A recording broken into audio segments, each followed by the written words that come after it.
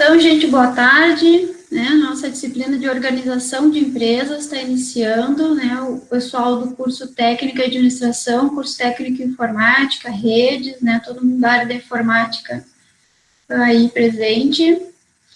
A chamada, como vai funcionar? As aulas, elas não são obrigatórias ter a participação na live, mas contribui muito e aprende mais quem participa da live. Né, a chamada, maiores dúvidas quanto à chamada, por favor, escreva um e-mail para a professora Cândida.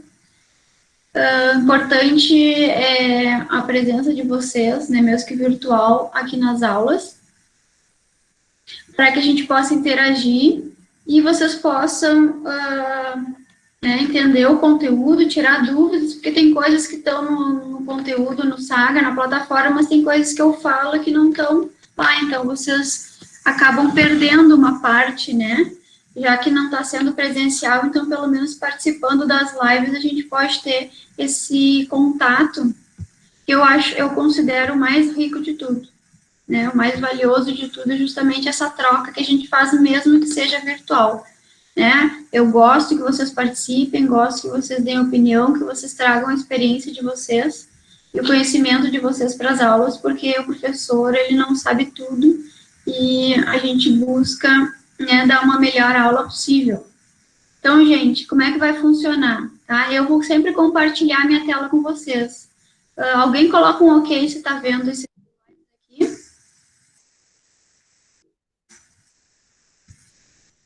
Tá. Não, não precisa todo mundo botar, só para conferir que está funcionando. Hoje é o nosso primeiro dia, né? Então, tá todo mundo vendo. Eu vou passar os slides, depois no final a gente vai ver um vídeo. Enquanto isso, a gente vai conversando. A prova vai ser realizada na sexta-feira. Eu vou, na verdade, não é que nem no presencial que vocês vêm à aula para fazer a prova. Eu vou disponibilizar a prova, que ela é direto na plataforma Saga, eu vou disponibilizar ela para vocês. Normalmente são 10 questões de verdadeiro ou falso, vocês vão fazer direto na plataforma, tá? Não precisa abrir o Word, nem digitar nada assim. Deixa eu só confirmar aqui para o Thiago. Quem perguntou?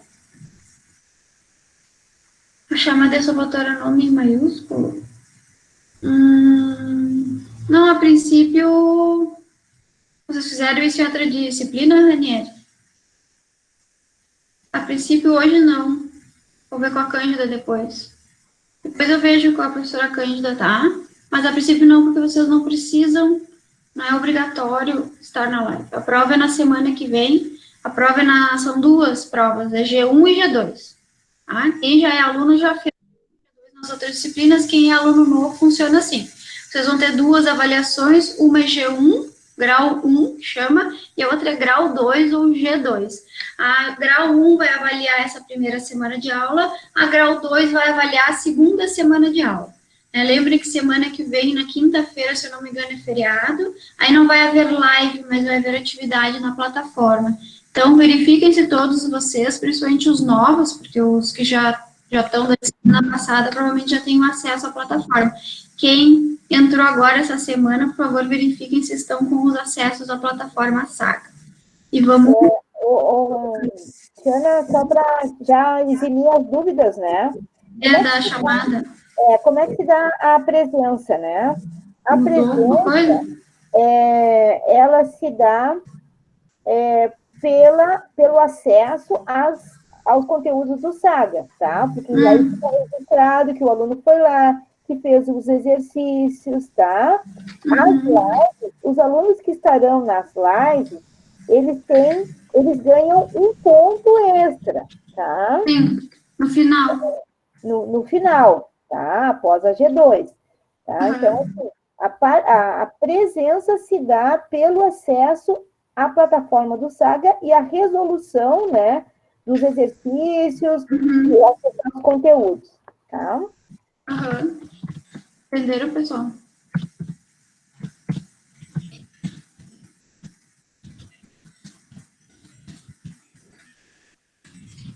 Então, nessa disciplina, nós vamos estar colocando ali no chat. Faremos duas provas de hoje, dois e exercício. Exercício. Porque eu sempre agora exercícios.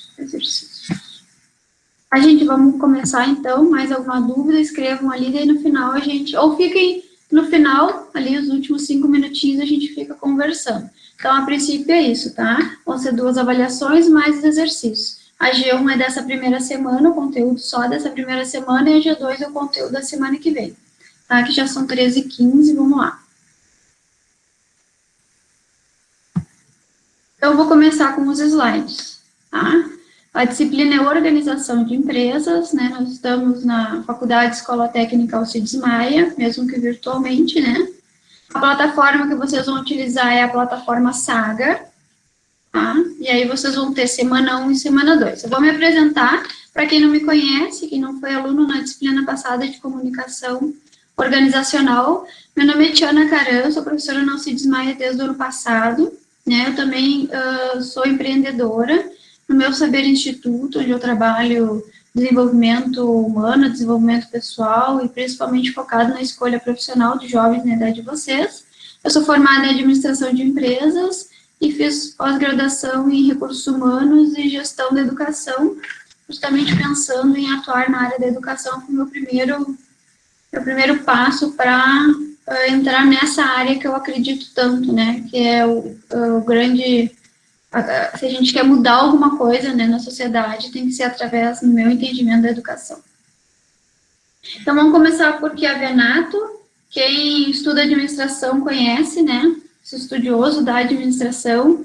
E o que ele coloca, né? Ele coloca que hoje o mundo é uma sociedade composta de organizações. Aqui a gente vai conseguir diferenciar organizações de empresas, que é muito importante essa diferença, né? Principalmente para quem já está no mercado de trabalho, para quem quer entrar no mercado de trabalho e para quem quer empreender, por exemplo, né? Então, nós vivemos numa sociedade composta de organizações, onde todas as organizações elas são constituídas de pessoas e de recursos não humanos, né? Recursos físicos, materiais, financeiros, tecnológicos. O pessoal da TI aí sabe bem, né? Hoje em dia, mais do que nunca, é importante as empresas estarem, né, terem recursos tecnológicos e saberem utilizar. Para isso que vocês estão, imagino eu, estudando, né, tecnologia. Então, assim, as pessoas, elas são fundamentais nas empresas. Por mais tecnológica que seja uma empresa, as pessoas sempre vão existir dentro das empresas, né? A gente não pode pensar que com a tecnologia as pessoas vão perder cargos, funções, vão ser demitidas por causa da tecnologia. Não, a tecnologia vem para somar, vem para melhorar até o trabalho das pessoas. As pessoas, claro, vão ter que estar sempre a gente chama reciclando, né? Se desenvolvendo, né, seja na parte técnica como na parte humana, a gente tem que estar sempre se desenvolvendo, não só para se manter no emprego, se manter no trabalho, mas para a gente poder se manter como profissional da sua área, da área escolhida, né, e a gente consegue perceber quando a pessoa realmente investe, né, vocês, por exemplo, estão investindo em vocês, investindo na profissão, investindo na carreira de vocês, uma vez que vocês estão fazendo um curso técnico, que muitos de vocês, eu sei, já cursaram um pouco até de alguma faculdade de graduação, e aí trancaram, porque não era bem aquilo, então eu vou fazer um curso técnico, porque daí eu consigo um trabalho, eu começo a trabalhar. Eu considero super importante trabalhar, porque justamente a gente está numa sociedade composta de organizações.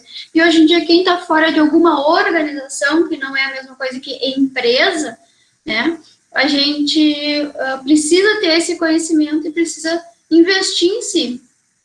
E a vida das pessoas depende das organizações, né?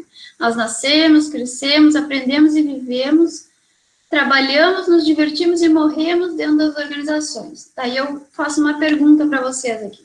Quem de vocês vive sem depender ou sem precisar de uma organização? Organização é um pouquinho diferente de empresa. Empresa visa o lucro, que a gente vai ver mais adiante. Mas uma organização, a gente está, né, diariamente, a gente acorda de manhã, vai acender a luz, tem uma organização que nos vende a luz. A gente abre a torneira, sai água da nossa torneira. Tem uma organização que nos vende essa água, certo? Mesmo que a água não seja de uma instituição ou de uma empresa, é uma organização. Então, a gente paga por isso, por esse serviço, né? Isso é um serviço que a gente paga, um produto, a água, no caso, né? A gente toma café da manhã porque a gente foi no super, ou no mercado, na padaria, e comprou pão, comprou leite. Então, por mais que a gente plante alguma coisa em casa, a não ser que a gente vive lá no meio do mato, sem nada, realmente, aí pode ser que a gente pense, mas eu não dependo de ninguém. É meio relativo. Então, eu gostaria de perguntar para vocês, quem de vocês, né, vive sem depender ou sem precisar de alguma organização, algum tipo de organização? Tem alguém aí de vocês, sim ou não? Vocês conhecem alguém? Alguma pessoa que vive lá isolada de tudo, que não precisa de nada, nem de uma plantinha, nem de um grãozinho para plantar alguma coisa? Mas o fazendeiro vai precisar do grão, vai precisar de alguma coisa, o fazendeiro vai precisar dos materiais, dos equipamentos. Hoje em dia, uma fazenda, ela utiliza muito maquinário, né? Muito equipamento. E aí, alguma indústria, alguém construiu esse equipamento e vai vender para ele como um maquinário. Fazendeiro que, por exemplo, cria gado, né? O gado precisa de vacina, o gado precisa de uma porção de medicamentos, né, por exemplo, que alguém fez. E aí ele precisou adquirir para comprar. É uma plantação, os orgânicos, né, mas os orgânicos vão precisar de água, então, provavelmente a água não é de repente, de algum poço, né, de alguma fonte natural. A maioria das vezes é uma água que tem que ser paga, então é muito difícil, hoje em dia, a gente fugir disso, né, e acho que não precisa fugir, a gente tem que enxergar isso, né, e se colocar no mercado. Bom, em que tipo, então, de organização, em que tipo de empresa eu vou trabalhar, qual que é o meu perfil, que tipo de empresa que eu vou abrir, e isso a gente vai ver hoje aqui na aula. Deixa eu só ver o chat. Então, vamos lá. Difícil, né? Então, não tem. Muito, muito complicado a gente imaginar alguém que não dependa ou não precisa de alguma organização pequenininha que seja, né?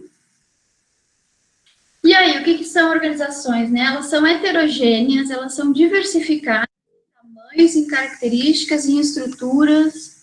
Peraí, deixa eu ver se chegou.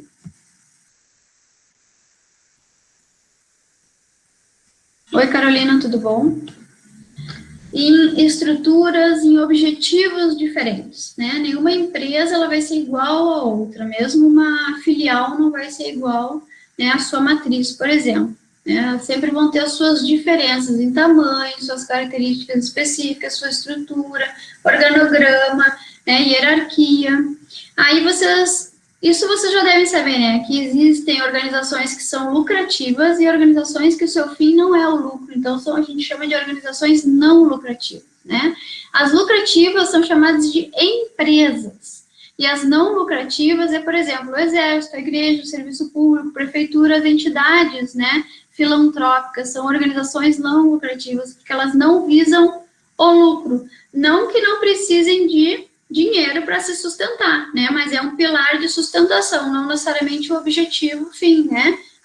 Mais receita, faturar mais, aumentar o faturamento, vender mais para entrar mais dinheiro, gerar mais receita, reduzir os custos, né? Para aumentar também o percentual de lucro, por exemplo, né? Então, as organizações lucrativas são as empresas. Então, sempre que a gente falar, né, nessa disciplina e daqui para frente na vida de vocês, que vocês falarem sobre empresas, vocês vão estar falando necessariamente sobre organizações que visam o lucro, que querem crescer, que querem aumentar seu faturamento, né, ou a sua receita, que a gente pode falar faturamento ou receita. Empresas que realmente querem aumentar sua fatia do mercado, expandir seu negócio, abrir mais filiais, né, fazer franquia, por exemplo, são as organizações lucrativas. Então, a gente tem que tomar muito cuidado quando a gente fala, aquela empresa não quer me contratar, ou aquela empresa não contratou fulano por isso, isso, isso.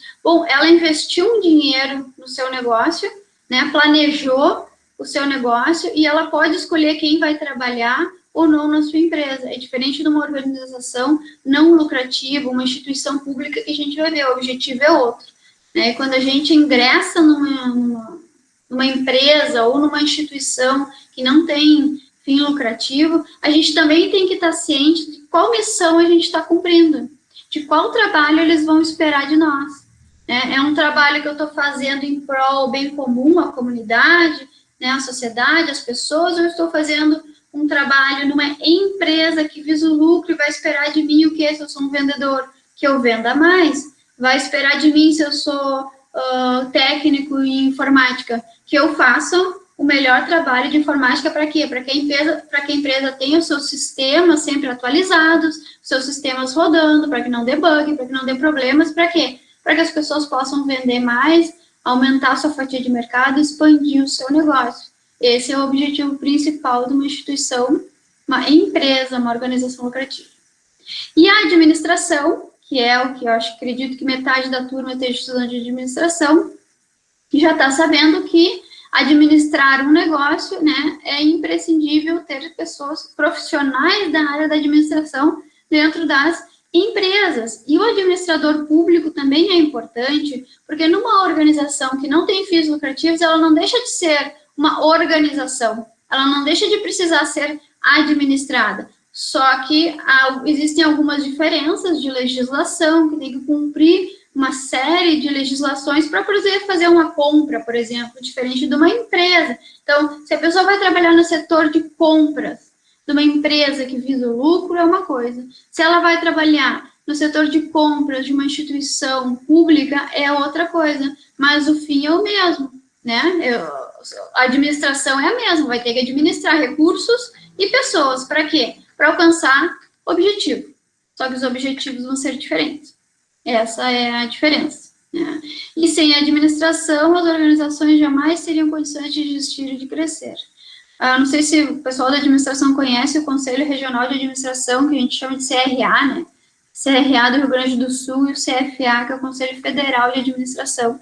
A grande luta do Conselho Federal e do Conselho Regional de Administração é tornar os cargos gerenciais, os cargos de gestão, né, disponíveis para administradores, pessoas que exerçam menos alguma formação na área da administração para profissionalizar a gestão, a administração. Parece que é simples, mas no momento que tu tem recursos, pessoas, uma infinidade de recursos, desde tecnológicos, materiais, físicos, e pessoas, tem que saber gerenciar essas pessoas para que elas saibam utilizar da melhor forma possível esses recursos para alcançar os objetivos.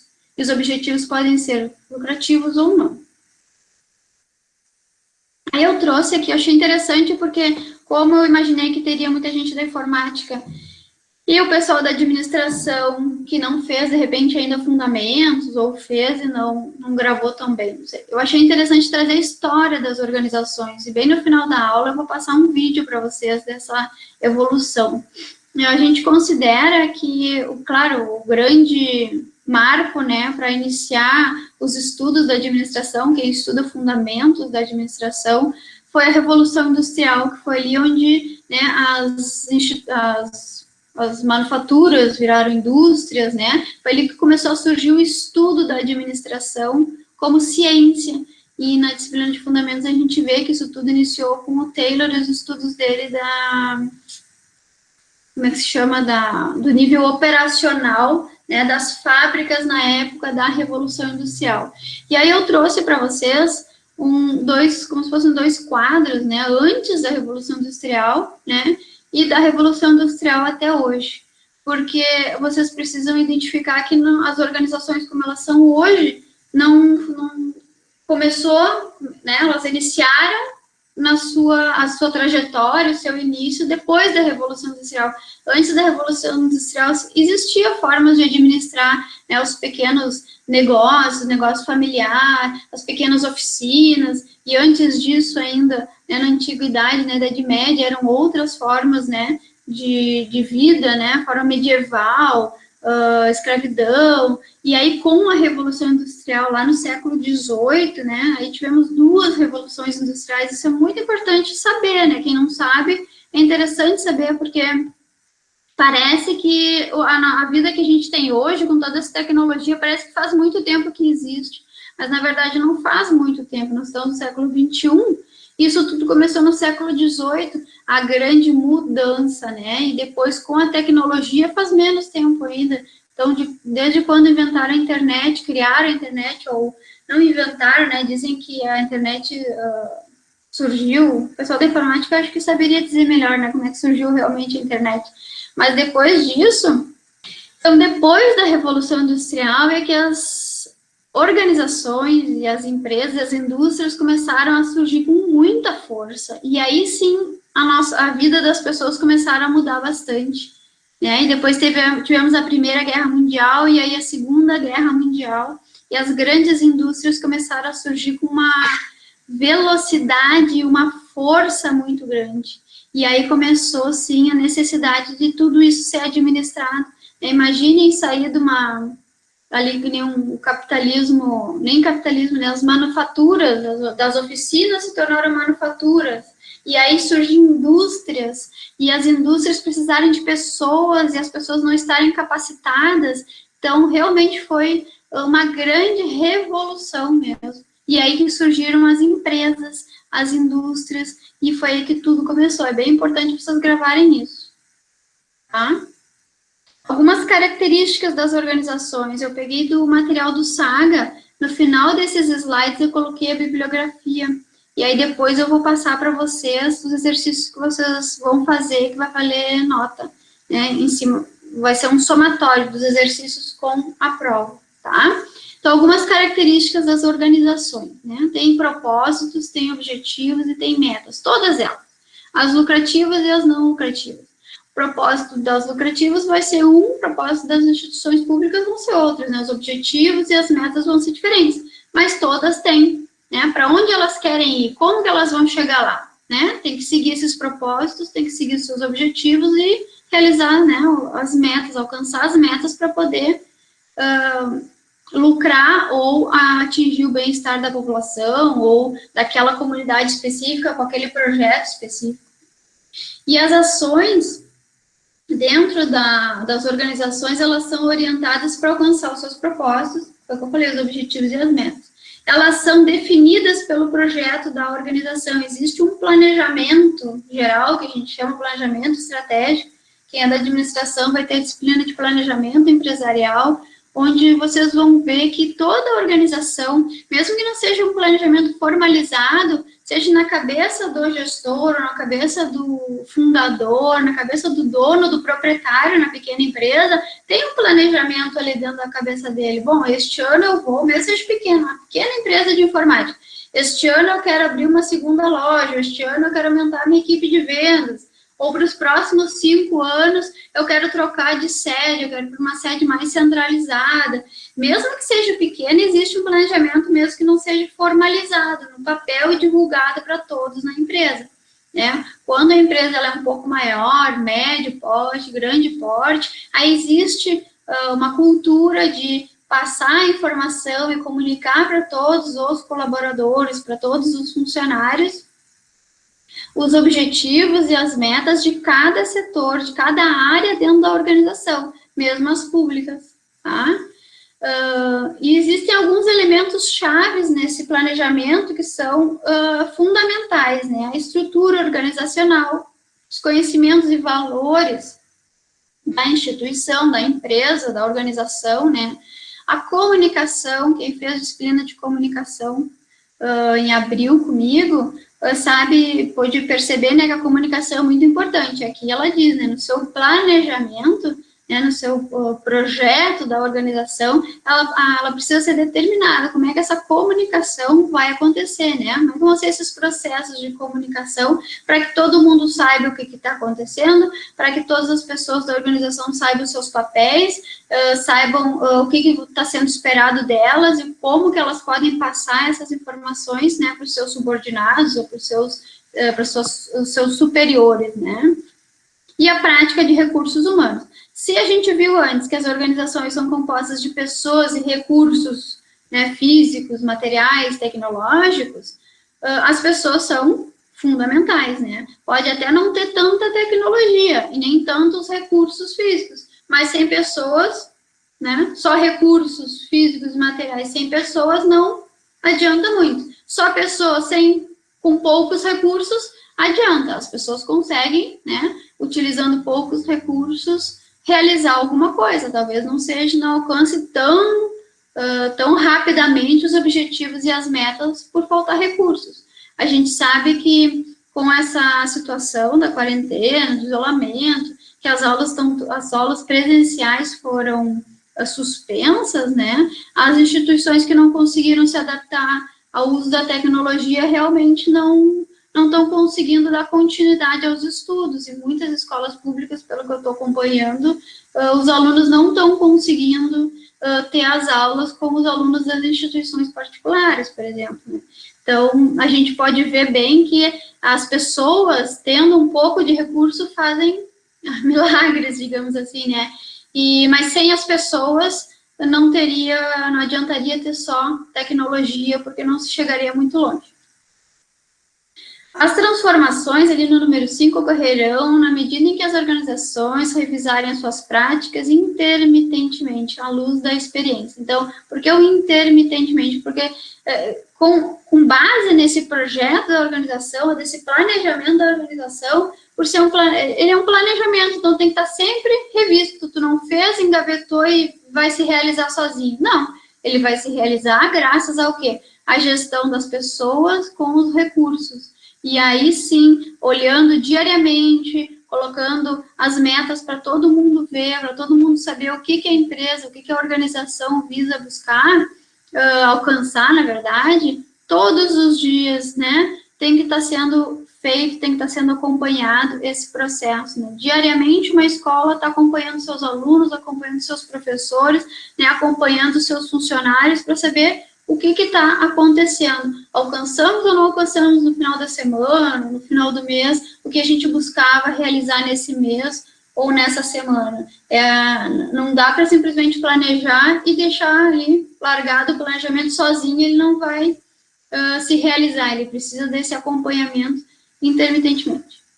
Grande parte do que será feito na organização tem como norte o futuro, uma vez que os membros, né, da organização atuam em função de futuro desejado e planejado. Então, aqui a gente retoma o planejamento. Então, é característica o quê? Das organizações ter esse planejamento para alcançar o futuro. Não que todas tenham, né, muitas têm um planejamento formalizado e comunicam isso para os seus colaboradores, e muitas não têm. E a grande parte, eu acho que dos pequenos negócios, esse planejamento está na cabeça do dono. E aí a gente tem que conseguir perceber que empresa, que organização vocês estão trabalhando. Uma empresa pequena, numa empresa média, numa empresa grande. Como é que é feito? Onde é que está esse planejamento que eu nunca vi? Deve estar na cabeça do dono. Será que não é um momento, então, de repente, de propor que se comunique isso para melhorar o trabalho de vocês, para melhorar o trabalho dos colegas? Quem vai atuar na área da administração, é bem interessante que consiga perceber esses pontos. A organização tem planejamento, como é que ela se planeja? Onde é que está o planejamento? É na cabeça do dono? Quem sabe eu proponho eu colocar isso no papel? É um trabalho que eu vou ter realizado, que eu já vou poder colocar no meu currículo. Né? Realizei um planejamento da empresa tal e foi colocado no papel e comuniquei isso para os demais. Então, isso é importante ser percebido. Não simplesmente atuar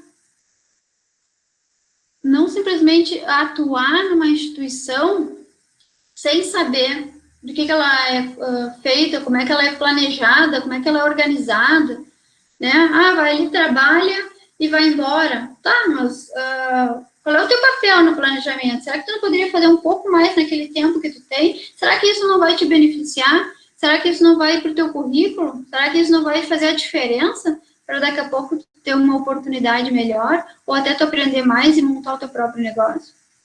O número 7, normalmente o plano das ações futuras prevê uma ordem sistemática e hierarquizada de ações, cada qual contribuindo para o alcance de um objetivo mais amplo. Eu vou passar um pouquinho mais, tá? As ações serão atribuídas às funções, as responsabilidades serão definidas para as funções, ações, funções e responsabilidades serão revistas à luz da experiência. A relevância dessas ações, funções e responsabilidades é algo que é sistematicamente revisado, isso eu já falei. normalmente por meio de programas de gerenciamento de mudanças ou de reforma organizacional. Então, um projeto organizacional, um planejamento organizacional, ele tem que estar sempre sendo visto, revisto, revisado, né, para acompanhar as demandas da instituição. Samuel. Oi, Samuel, tudo bom? Seja bem-vindo. Vamos lá.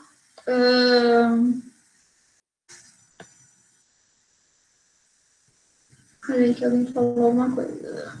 Eu tenho que sempre sair da tela. Vamos lá que a gente está na metade da aula. E as organizações são construídas sobre regras que, por sua vez, produzem a racionalidade. Isso é interessante falar. Depois do iluminismo, né, veio essa parte da racionalidade, esse entendimento de razão, né? Então, a razão, a racionalidade, ela é importante, né? Por que ela é importante? Eu coloquei assim, ó, ela é planejada com vistas à realização de fins específicos, sistemáticos e ordenados. Isso aqui também está no SAGA. Precisa ser racional quando tu vai tomar uma decisão e não simplesmente no achômetro. Então, uma vez que tu te especializa, tu te profissionaliza numa área, quem é da área da informática, quem é da área da administração, né? Tá cada vez adquirindo mais conhecimento da sua área para poder, numa hora de tomar uma decisão na sua instituição, na sua empresa, na sua organização onde trabalha, para poder utilizar mais a razão, o conhecimento com a sua experiência para tomar uma decisão e não simplesmente o achômetro. Eu acho, então, que nós temos que contratar uma pessoa porque o fulano saiu da empresa. Eu acho que nós temos que colocar num sistema novo de RH, eu acho, né? O achômetro numa instituição, numa organização, ela é muito perigosa. Então, a razão faz com que a gente busque mais conhecimento através da sua, e juntando com a sua experiência para tomar melhores decisões, para que as organizações e as empresas, visando o lucro, alcancem seus resultados financeiros, as organizações, né, que não visam lucro consigam realizar, né, a sua missão, os seus objetivos, alcançar as suas metas. Um outro ponto interessante é a identidade organizacional. Isso aqui tudo está no SAGA, gente, depois eu vou mostrar para vocês, tá? A identidade organizacional, porque a organização, ela é um outro ser, né? Não é um ser humano, mas é um outro ser, ela tem a sua própria identidade. E isso a gente consegue perceber nas instituições, principalmente nas empresas, né, instituições privadas, as empresas, que elas buscam muito uma marca, a sua marca tem valor, a sua marca vale, né, dinheiro. Vamos colocar aqui a Apple, por exemplo, né, vocês sabem que a Apple, aquela maçãzinha mordida ali, vale um monte, né, é um objeto simbólico. Onde tu colocar aquela maçã, que é o símbolo da Apple, ou o logo da Apple, né, a gente já sabe do que se trata. Ela já tem uma identidade muito bem estruturada, muito bem formada. E só que tem organizações, claro que não tem isso, mas todas as organizações, na teoria, né, deveriam buscar isso, deveriam se esforçar, como diz ali no texto, para moldar a sua identidade organizacional, porque quando a gente vai comprar, quando a gente vai consumir um serviço, quando a gente vai adquirir um produto, a gente busca um benefício, a gente não busca necessariamente aquele produto. Então, se eu vou comprar essa caneta, por exemplo, eu estou precisando de uma caneta roxa, dá para ver que é roxa? Estou precisando de uma caneta roxa para utilizar no meu caderno, para utilizar nos meus estudos. E eu estou buscando um benefício, porque eu quero que ela seja roxa, eu gosto da Bic, tem algumas até que tem cheirinho, essa daqui não tem cheirinho, mas eu estou buscando um benefício, porque eu preciso dessa caneta para terminar o meu trabalho, por exemplo, né? Então, eu estou buscando um objeto, estou buscando um produto de uma marca, né? A Bic, concordam comigo que a Bic tem identidade organizacional, né? A Bic, ela soube se posicionar, né, no mercado. A Apple soube se posicionar com a sua identidade. A gente sabe que a Bic é a melhor caneta. Eu já trabalhei no serviço público, eles compravam a caneta mais barata que tinha, a caneta não escrevia. E a gente ia trabalhar nos concursos públicos e as canetas não escreviam. A gente tinha que levar a nossa Bic, né, a tradicional Bic azul. essa daqui. Essa daqui nunca nos deixa na mão, né? É com um produto criando uma identidade, né? Identidade do produto, uma identidade da empresa. A gente sabe, bom, posso comprar qualquer produto BIC que eu não vou me dar mal. Eu posso comprar qualquer equipamento da Apple que com certeza eu vou me dar bem, certo? Então, a gente consegue identificar essa identidade organizacional através do quê? Dos objetos simbólicos, como os logos, o site, né, sinais próprios, as rotinas, né, são elementos para fortalecer a marca. Então, a gente sabe que tal empresa entrega muito bem. Eu gosto muito de comprar na Amazon, sabe? Conhecem a Amazon, né? Claro. Eu gosto muito de comprar na Amazon porque a entrega é rápida, o produto vem bem embalado, não tem problema de comprar com cartão de crédito no site deles, nunca tive problema nenhum. Então, é uma identidade da organização isso. A Amazon, para mim, ela é de confiança. Eu posso colocar o meu cartão de crédito na Amazon que não vai ter problema. Eu sei que o produto vai chegar e eu sei que ele vai chegar até antes do prazo. Então, a Amazon conseguiu construir uma identidade de organização, para mim, de confiança, né, de preço bom, de entrega rápida, uma rápida logística. Então, isso é uma identidade. Enquanto tem outras instituições, outras empresas que não conseguem, porque misturam símbolos, misturam logos, o site não está bem explicado, o site não é seguro para fazer compra, né? Não tem uma rotina. Fiz uma compra e demorou mais de 5 dias a mais do prazo que eles me prometeram, o produto chegou todo destruído. Então, a organização, seja com fins ou sem fins lucrativos, ela precisa, então, criar essa identidade organizacional. Faz parte, deveria fazer parte do seu planejamento.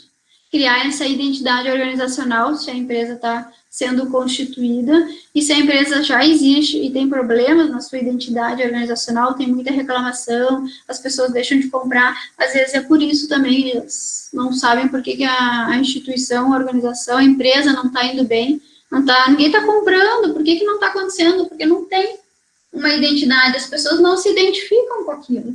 No momento que tem uma identidade, eu me identifico com aquilo e eu vou lá e consumo. E aí eu viro cliente, aí eu consigo, né, ficar fiel àquela empresa. Sempre que eu precisar de livro, o primeiro lugar que eu vou é onde? Na Amazon. O segundo lugar eu vou na Saraiva, que eu gosto de comprar. Então, começam os clientes, as pessoas, a se identificarem com as organizações, né? Então, a gente sabe, eu tive uma experiência muito boa com o Procon, mesmo não sendo uma instituição, uma organização privada, né, uma instituição sem fins lucrativos, eu tive uma experiência muito boa com o Procon. Eles conseguiram, né, resolver 2 ou 3 problemas que eu tive com algumas empresas. Então, eles passam realmente uma informação de que ali a gente tem confiança, resolve o teu problema e não demora muito. Então, também tem uma identidade daquela organização, né? Também podem ter identidades negativas, e aí é que entra o papel do administrador. Vou ter que puxar aqui o assado para o administrador. Aí entra o papel do administrador. Perceber o que está distorcido na identidade, o que está confuso, né? O administrador, tanto o técnico como o administrador na graduação, porque quem estuda técnica e administração vê praticamente todas as disciplinas, só que em menos tempo, né? Então, está habilitado também a perceber tudo isso, né? Aí aqui eu trouxe para vocês algumas marcas, alguns logos, né, para vocês perceberem ali essas identidades. A maçã, ó, nem precisa escrever mais Apple, que a gente já identifica, né, o que isso passa para nós, né. Só um exemplo de logos aqui, a Claro, Carrefour, Coca-Cola, né, acho que todos vocês conhecem. E aí, vou trazer para vocês também, então, os 3 setores da sociedade, como é que a sociedade é dividida, né? No primeiro setor, no segundo setor e no terceiro setor. O primeiro setor, a gente chama de setor público, né? Onde estão as prefeituras, né? Os governos, todas as instituições públicas. O segundo setor é o setor privado, onde a gente tem as empresas que visam lucros. expansão, crescimento, né, com fins lucrativos.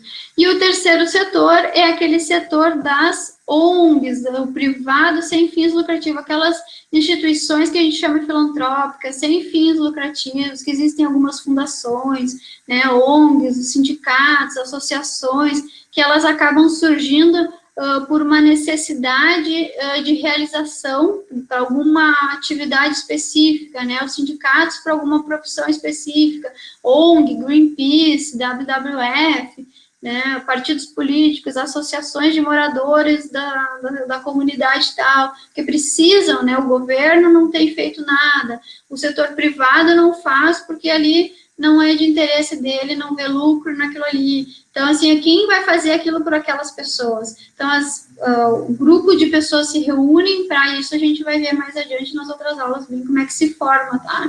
Grupos de pessoas se reúnem, constituem uma instituição sem fins lucrativos, ou uma instituição, uma entidade filantrópica para realizar objetivos daquela comunidade. Né? Então, o setor público são esses, ó, prefeituras, governos, né, agem em prol dos interesses públicos. Então, esse é o primeiro setor.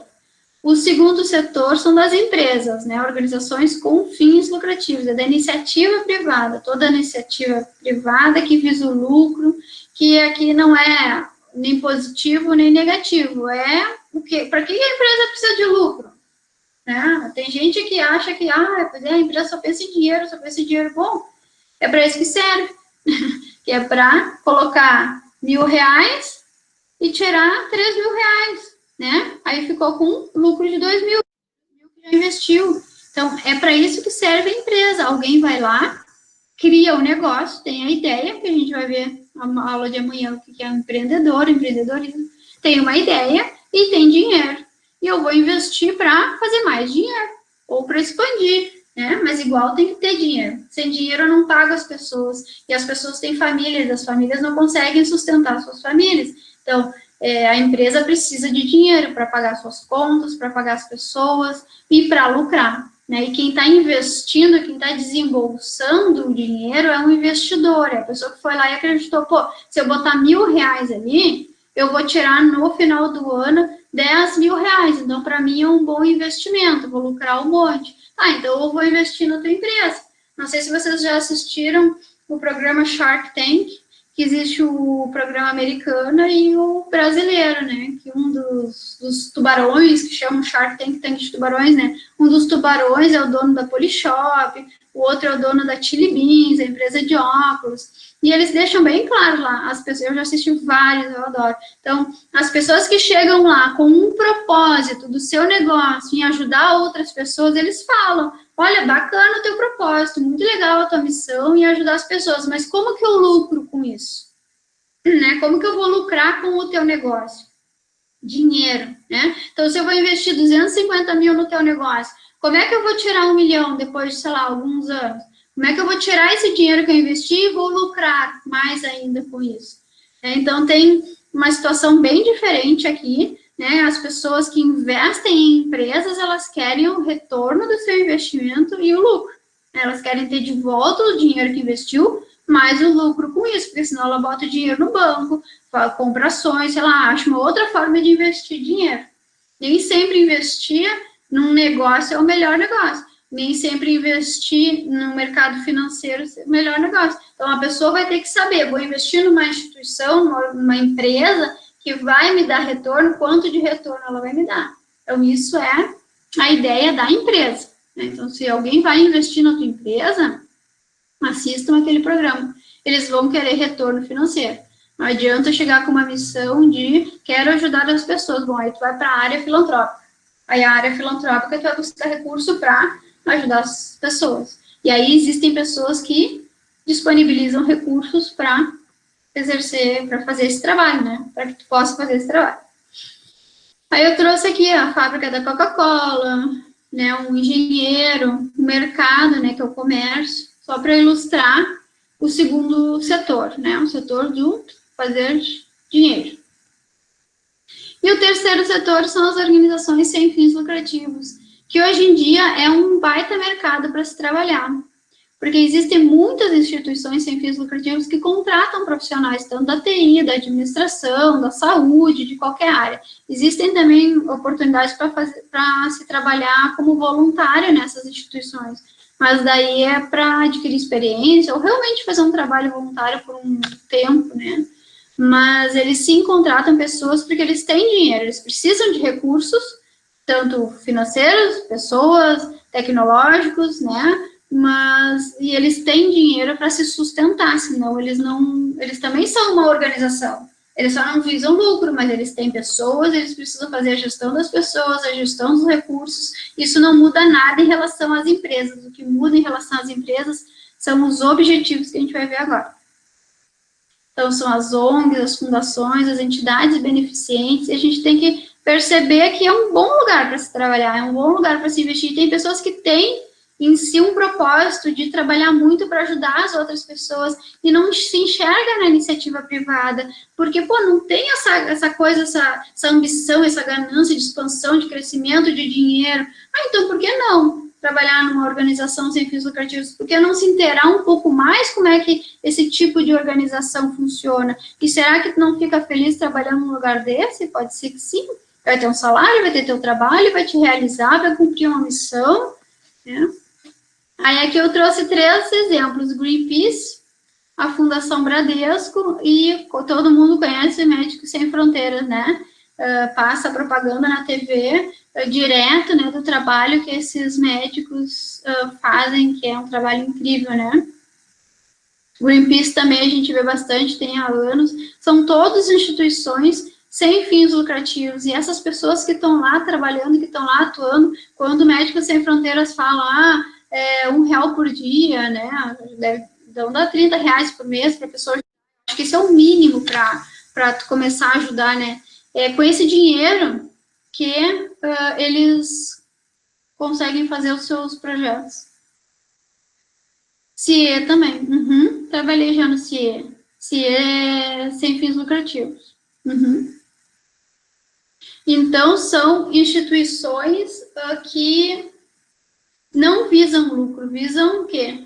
O bem-estar daquela população, daquela comunidade, daquela situação, né, daquele projeto. A Fundação Bradesco é voltada para a educação, Greenpeace para o meio ambiente, Médicos Sem Fronteiras para a saúde. E aí, o que eu já falei antes está aqui no papel. Então, as organizações, né, formalmente estruturadas, elas podem ser privadas, públicas ou sem fins lucrativos.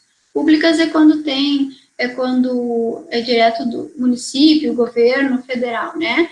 Privada, a maioria das empresas, né, que visam lucro, expansão de mercado, né, aumentar a fatia do mercado, participar mais, ganhar mais, crescer, realmente faturar mais. E aqui entram as startups, que é a aula de amanhã.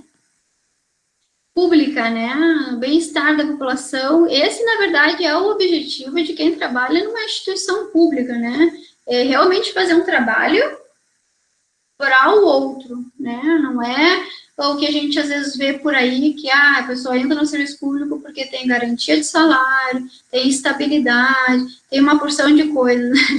Isso daí são os benefícios que a pessoa recebe uma vez que ela cumpre uma missão, que ela está realizando um trabalho em prol do bem-estar da população.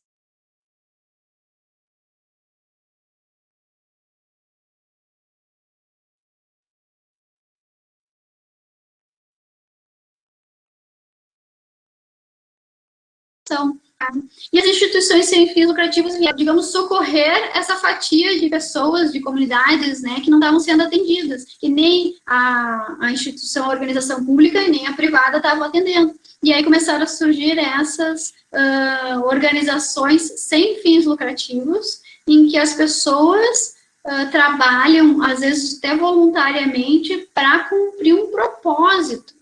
E aí sim é uma missão, né, uma missão de vida, atender essas demandas. Às vezes é um grupo de pessoas numa comunidade que cria uma associação, ou do bairro, né, tem muita associação de bairro, cria uma associação do bairro para cuidar que o bairro fique seguro, né, saber como que tá as construções, né, controlar as construções do bairro. Tem comunidades que não tem escola, então eles criam uma escola, né, para atender as crianças, a educação das crianças, porque, de repente, lá naquela comunidade não tem como chegar a uma escola pública, então, eles organizam, né, uma instituição com esse fim, e sem visar o lucro, mas visar a educação para as crianças, já que a instituição pública não atende, né?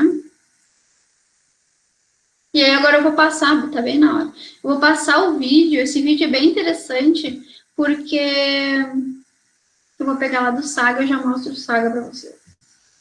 Ele mostra um estudo de uma pessoa aqui, ele mostra um estudo, quando eu colocar o som, ele vai sair o som do meu microfone, então eu vou falar antes, é só 4 minutos e pouco, tá? Ele mostra um estudo que eu quero que vocês vejam, percebam, logo após a Revolução Industrial. Na verdade, esse gráfico dele, que ele utilizou muita tecnologia, o pessoal da tecnologia é interessante, ele mostra, a partir de 1810, se vocês perceberam ali nos slides, a Revolução Industrial, ela começa bem ali em 1700, final do século XVIII, né? Então, ele vai falar ali a Revolução Industrial e aí começa um boom, assim, disparam os países no crescimento, né? Aumenta a expectativa de vida, aumenta a riqueza nos países com a Revolução Industrial, por isso que eu trouxe esse vídeo para vocês verem. Quem não conseguir pegar bem de primeira, porque ele fala rápido, mesmo tendo legenda, pode assistir de novo que está na plataforma. Aí eu já vou mostrar aqui para vocês, para os alunos novos que não tiveram acesso ainda à plataforma, tá? Essa é a plataforma do Saga, essa é a visão que vocês vão ter, semana 1, semana 2, acesso à biblioteca, e depois vocês vão ter cada dia. Então, amanhã eu já vou colocar a live de hoje aqui, vocês podem assistir de novo a aula, aqui onde diz aula 1, que é uma organização, são os slides que eu passei para vocês, e que no final tem a bibliografia aqui, que eu fiquei de passar. Ó, tá? Eu peguei um livro de história do ensino médio, quem está no ensino médio ou recém terminou deve ter um livro, de repente, em casa, quem quiser ler um pouco mais, mas realmente, assim, que vai cair na prova é aqui, ó, a história antiga, aí tem um capítulo, são 2 páginas, 190 e 191, tá lá no Saga, tá? Tá na biblioteca do Saga. E esse outro livro aqui, Administração e Organizações, também está na biblioteca do Saga, essas páginas aqui, foi de onde eu tirei o conteúdo da aula de hoje. Então, isso aqui seria interessante que vocês lessem para estudar para a prova, tá? E agora eu vou passar o vídeo, que também está no Saga, para quem quer assistir de novo. Eu só vou tirar vou colocar o áudio para vocês. Visualization is right at the heart of my own work too. I teach global health. And I know having the data is not enough. I have to show it in ways people both enjoy and understand. Now, I'm going to try something I've never done before. Animating the data in real space, with a bit of technical assistance from the crew. So, here we go. First, an axis for health. Life expectancy, from 25 years to 75 years. And down here, an axis for wealth, income per person, $400,000, $4,000, and $40,000. So down here is poor and sick, and up here is rich and healthy. Now, I'm going to show you the world 200 years ago, in 1810. Here come all the countries. Europe brown, Asia red, Middle East green, Africa south of Sahara blue, and the Americas yellow. And the size of the country bubbles show the size of the population. And in 1810, it was pretty crowded down there, wasn't it? All countries were sick and poor. Life expectancy were below 40 in all countries. And only UK and the Netherlands were slightly better off, but not much. And now, why start the world? The Industrial Revolution makes countries in Europe and elsewhere move away from the rest. But the colonized countries in Asia and Africa, they are stuck down there. And eventually, the Western countries get healthier and healthier.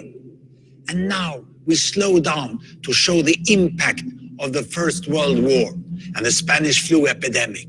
What a catastrophe! And now I speed up through the 1920s and the 1930s. And in spite of the Great Depression, Western countries forge on towards greater wealth and health. Japan and some others try to follow, but most countries stay down here. Now, after the tragedies of the Second World War, we stop a bit to look at the world in 1948. 1948 was a great year. The war was over, Sweden topped the medal table at the Winter Olympics, and I was born. But the differences between the countries of the world was wider than ever. United States was in the front, Japan was catching up.